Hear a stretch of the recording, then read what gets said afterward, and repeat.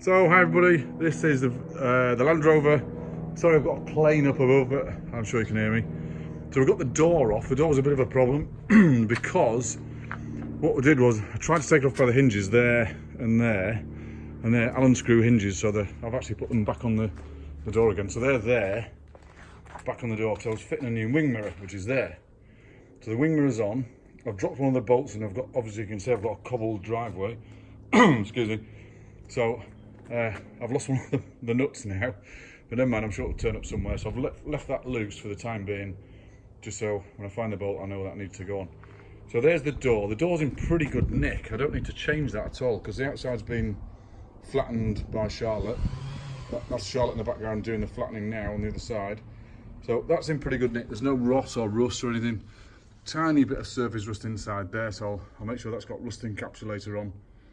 And then there's a tiny bit on that side there. Now the reason we have to take the door off by the hinges and not by the lock is because this little lock button, it's actually quite good there. It's got a positive action, but this little surround here, this splits. That bit there, look, that split, so it stops it kind of moving in the channels. It's got to move in that little channel. It moves out the way of the channel, and then it can't unlock the door down here. So then, therefore, the button doesn't work then. And you'll notice these little clips on here, these little plastic clips there. Every single one of these is broken off. There's Charlotte on the buzzer on the DA on the other side. These plastic little clips, they kind of snap off over time and they fall to bits. The way to get them out is shove a pin through the middle of them and then they just fall out. Now we'll have to get new pins, of course, because if we don't put new pins in, we'll never get the door card back on. So I'm going to put a new door card on there. I think I've got them coming in black. But that's then the door repaired. I think there's a tiny bit of rust in it. There's a tiny hole just at the bottom there, look. Just see that? So we'll make sure that's got rust encapsulated. It doesn't look like there's any rust on it, so it looks all right. Maybe drill it out, get rid of any rot that's on the other side, and then rust encapsulator on the top, and then a bit of paint. That'll protect it. And there's none on that door at all. On the striker plate or at the top, look. On the channel, on the window, on the frame. That's actually looking pretty good. So that's a good door. And these doors are about £500 a piece, plus the wing mirror and the hinges, so that's pretty good. The hinges are pretty good. A little bit of rust encapsulator in there and that'll be fine.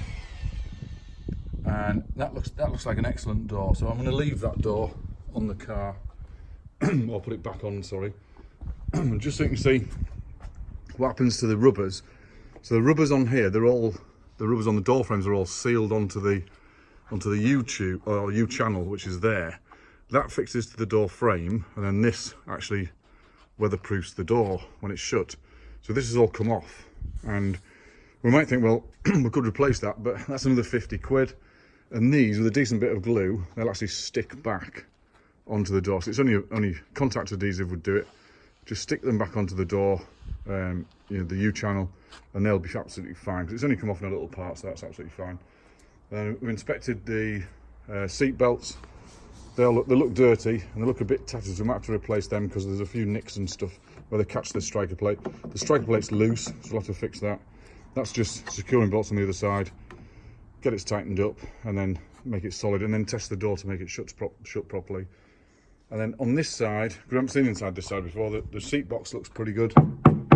That's nice and solid, nice clunk. And on that side, the floor looks good. Looks pretty nice and solid.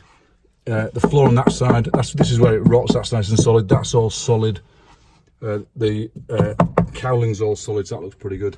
I've left this soundproofing on top of the gearbox here, so that's going to stay there.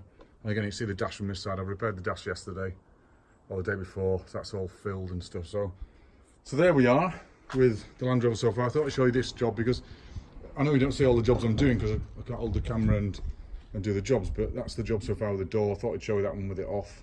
And what I've done is I've sprayed brake cleaner in all of these, the holes. What I'll do is put a little bit of copper slip inside there, round these bits here, just to make them so they don't seize and don't rust anymore, because copper slip's got like quite a bit of grease content in it.